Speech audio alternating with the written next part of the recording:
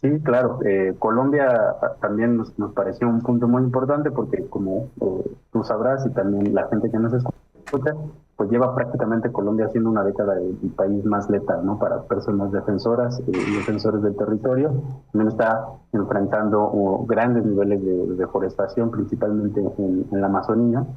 Oficialmente las autoridades de Colombia reconocieron el año pasado que la deforestación aumentó un 43% y concretamente en la Amazonía un 74%. Entonces, vemos también que en casos como los de Colombia, la criminalidad también está muy articulada con las amenazas ambientales, ¿no? La deforestación conectada con las economías ilegales, conectada con la ganadería extensiva e ilegal, conectada con la minería ilegal, por supuesto, y también con el acaparamiento de tierras, con con la agroindustria también. Entonces, son, son economías ilícitas que de alguna forma están muy relacionadas también con actividades legales y con economías del día a día ya. Entonces, son actividades muy complejas que son retos también para este año y lo que queda de la administración del gobierno de Gustavo Petro, que prácticamente son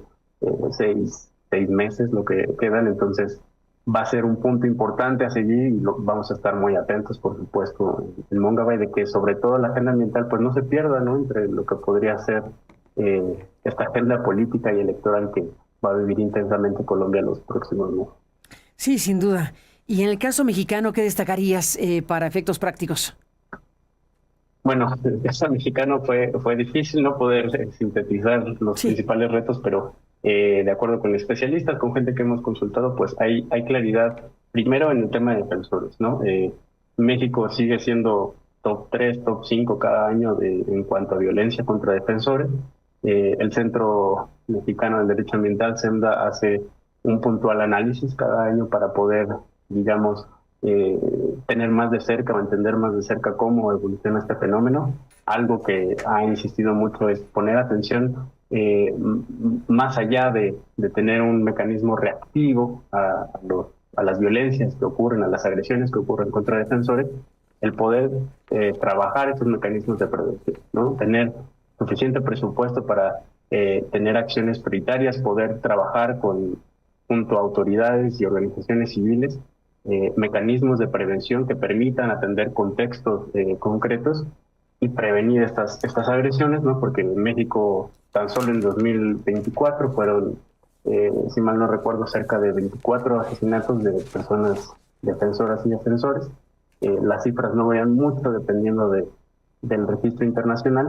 Todavía no tenemos cifras de 2025, seguramente las veremos en las próximas semanas o meses, pero definitivamente ese es un tema a tratar y un tema a seguir, que incluso se lo llegamos a cuestionar a la secretaria Bárcena, ¿no? En qué manera poder empezar a ver distinto o atender distinto este fenómeno, pero esto también va conectado con otros retos y otros frentes que tiene México. Uno, sin duda, va a ser la protección de las áreas naturales protegidas, y eso va con el presupuesto. Algo que vimos en 2025 es que por octubre estábamos muy cerca de que el gobierno mexicano aprobara el presupuesto más bajo para áreas naturales protegidas en 21 años. Afortunadamente hubo pues una especie de retroalimentación o hubo un acercamiento con organismos de la sociedad civil, y esto permitió que el Congreso corrigiera y que se hiciera un reajuste, ¿no? De cerca del 50% para sumar este presupuesto a áreas naturales protegidas. Sin embargo, algo que comentan especialistas, defensores, activistas, pues es que no es suficiente, ¿no? Las áreas naturales protegidas tienen aún una brecha muy grande en el presupuesto y es, digamos, de los primeros frentes donde se ven estas prioridades, ¿no? Donde un gobierno realmente se ve la consistencia en sus prioridades, pues es en el presupuesto. Entonces, ese también va a ser un reto porque las áreas naturales protegidas, pues también están enfrentando las amenazas de economías ilegales, ¿no? Y un ejemplo claro que lo vimos a lo largo de 2025 y que probablemente va a seguir siendo un reto, pues fue también la minería ilegal, ¿no? Un ejemplo concreto que sucedió, pues fue el tema de la minería de mercurio, ¿no? Oficialmente México no tiene registros, no está haciendo exportaciones de mercurio por ser un elemento altamente tóxico, y sin embargo, investigaciones periodísticas pudieron documentar que hay una red de mercurio que sale desde la Sierra Gorda de Querétaro y que está alimentando la minería de oro ilegal en la Amazonía, ¿no? A través de la exportación ilegal de este metal hacia países amazónicos. Entonces, vemos que también va a ser uno de los retos, porque al mismo tiempo que se requiere defender a las áreas naturales protegidas de actividades ilegales, pues se requiere también una mayor vigilancia, y eso pasa por tener más presupuesto para no solamente la Comisión de Áreas Protegidas, la CONAM, sino también para la autoridad que hace la vigilancia y la inspección, que en este caso es Profepa. Entonces, ese es otro gran reto que se viene para México en este año.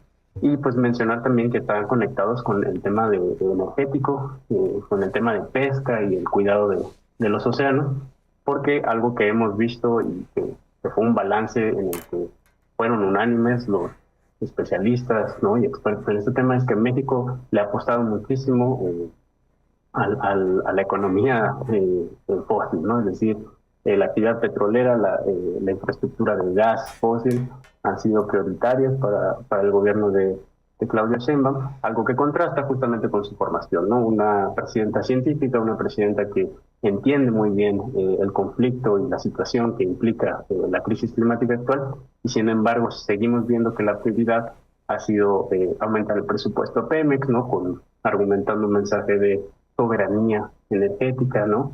Y al mismo tiempo ignorando las alertas socioambientales que implica, ¿no? O también las alertas climáticas que implica seguir apostando por infraestructura fósil en medio de la crisis climática actual. Entonces, algo que también apuntan los especialistas y que va a ser muy importante en 2026, pues es eso, ¿no? Empezar a tener esa congruencia en el discurso, en la narrativa, con las acciones climáticas, porque efectivamente el gobierno de Claudio Sheinbaum sí ha sido distinto en ese sentido al mencionar la agenda ambiental, la agenda climática, la necesidad de empezar a incurrir en energías verdes, ¿no? En energías limpias, más bien. Sin embargo, en las acciones lo que vemos, la prioridad va hacia otro lado. Entonces, este año va a ser clave también para empezar a ver que México se comprometa con acciones.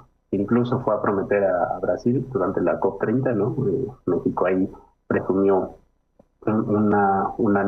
normas o metas más ambiciosas, ¿no? Para 2030 en cuanto a responsabilidad climática.